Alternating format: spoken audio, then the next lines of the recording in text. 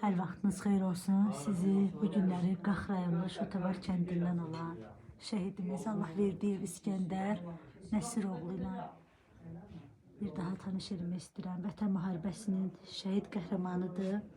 20 yaşında səfərbərliyi ilə könüllü olaraq vətənin xidmətinə gedir. Şuşa uğrunda gedən döyüşlərdə qəhrəmancasına şəhid olur və bu günləri onun evini ziyarət edirik və onun xatirələrini yad edirik. Burada onun paltarları da ana. Adınız ana? Aynur. Aynur anamızın evindeyik. Onun paltarları. Allah sen bilirsin. Burada da var ha. Senin açılır.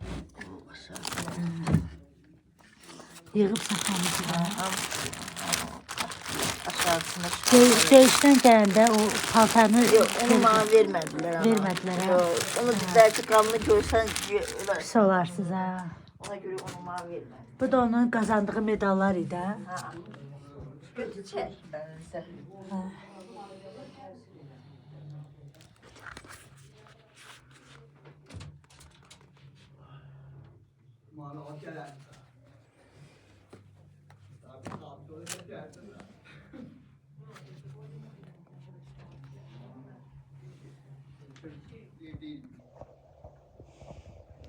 Böyle önüme çekin.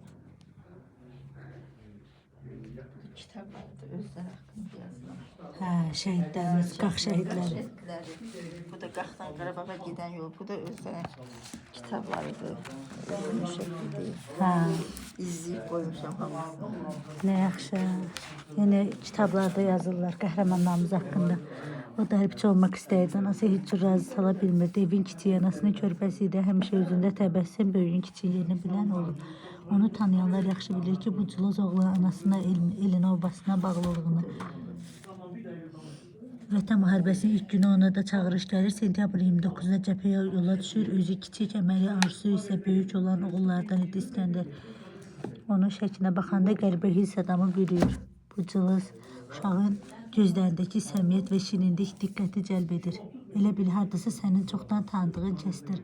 Doğmadır sanki. Şotavarda 2 şəhid xəbəri gəlmişdi. 1999-cu il aprelin 2-də dünyaya gəlmişdi İskəndər. Sadə və zəhmətkeş bir ailədə doğulmuşdu. Her şehitten bir hesap verir. Şuşa alındıktan sonra Xankəndidə girən qoşunlarımıza geri çəkilmək əmri verilir. Geri çəkilərkən bir çox əskərimiz düşmən gülləsinə qurbanı olub. Elə İskəndər də snayperlə vurulan noyabrın 7-sində Ayallı şəhid olan İskəndərin nəşi 15-də tapılır. Can Ayallı noyabrın 7-si mənim heç düzdür, mən